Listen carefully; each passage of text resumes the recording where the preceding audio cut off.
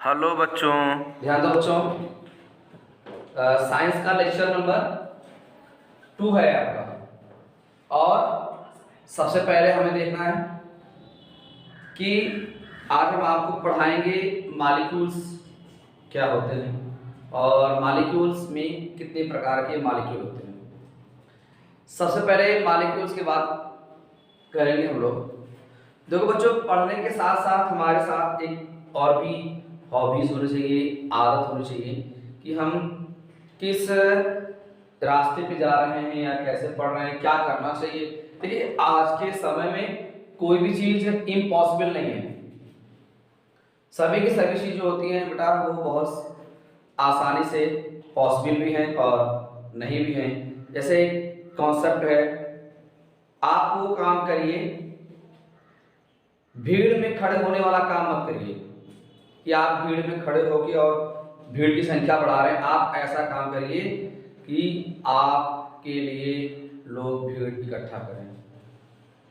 तो समझे, भीड़ से अलग करना है तो हमें सीखना है आज सबसे पहले मॉलिक्यूल्स में। और मॉलिक्यूल्स में कई होते हैं, मोनो, डाई, ट्राई, टेट्रा। तो सबसे पहले बात करते हैं कि मॉलिक्यूल्स किसे कहते हैं। कि भाई सबसे पहले बात है कि मॉलिक्यूल्स में एटॉमिसिटी देखते हैं। एटॉमिसिटी देखने के बाद हम लोग मॉलिक्यूल के बारे में बात करते हैं। सबसे पहले बात करेंगे mono atomic. Mono atomic, mono atomic molecules कहा जाता है कि जो कंटेन मतलब बना होता है सिंगल एटम से। किससे बच्चों? सिंगल एटम से। Contain single atom. It is called mono atomic. कहीं पर अगर आपको आता है कि मोनो एटॉमिक का मतलब क्या है, तो आपको बताना है कि मोनो का मतलब होता है सिंगल। तो हमें इस चीज को सबसे पहले वरीयता देनी चाहिए, जिसे कहते हैं mono atomic molecules, right. Like this example देखेंगे, हीलियम, He, helium, neon, argon, etc।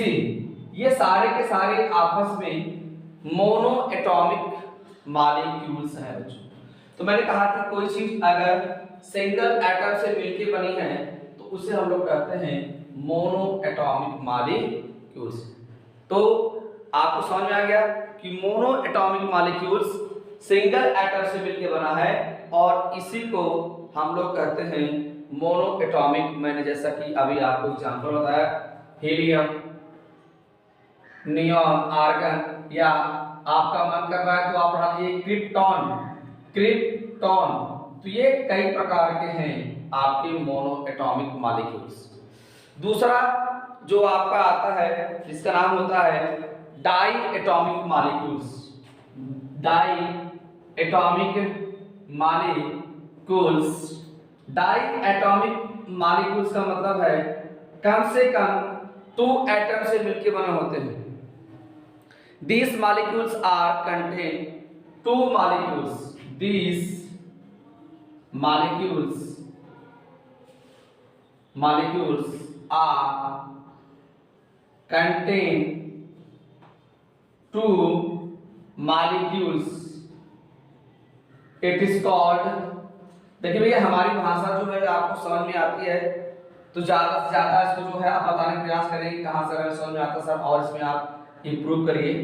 It is called, कोई कमी होती है तो आप उसको तुरंत बताएं। Diatomic molecule, diatomic molecules. तो डाई एटॉमिक मॉलिक्यूल्स का मैंने एग्जांपल जैसे आपको बताना चाहेंगे, हाइड्रोजन, हाइड्रोजन, CO, CO कहता है carbon mono oxide. Hydrogen, CO, carbon mono oxide.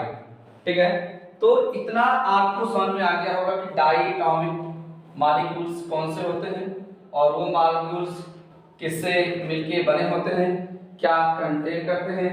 अक्सर मैंने आपको बताया हाइड्रोजन और CO से मिलके बने होते हैं।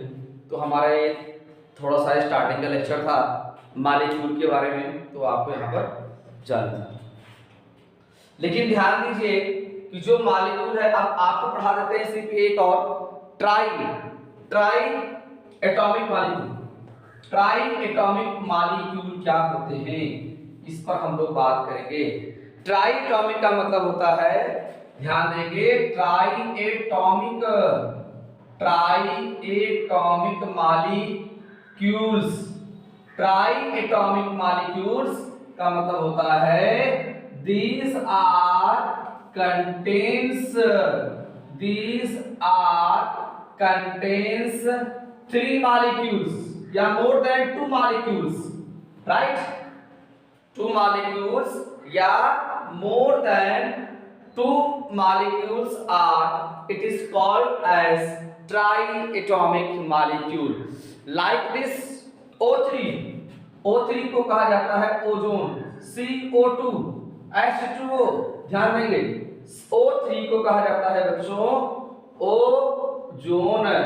देखिए मेरा जो वीडियो बनाने का पर्पस है, मैं आपको बताऊंगा कुछ अगले वीडियोस में कि सबसे पहले तो मैं आप सभी को मोटिवेट करना चाहता हूं कि देखिए भाई, अभी कुछ लोग सोच रहे होंगे कि सर ऐसा कर रहे हैं, आज के समय में कोई भी चीज इम्पॉसिबल नहीं है। मैं आपको इंट्रोड्यूस करता हूं अपने बारे में। मैंने कुछ साल पहले नीट की तैयारी करना स्टार्ट किया था।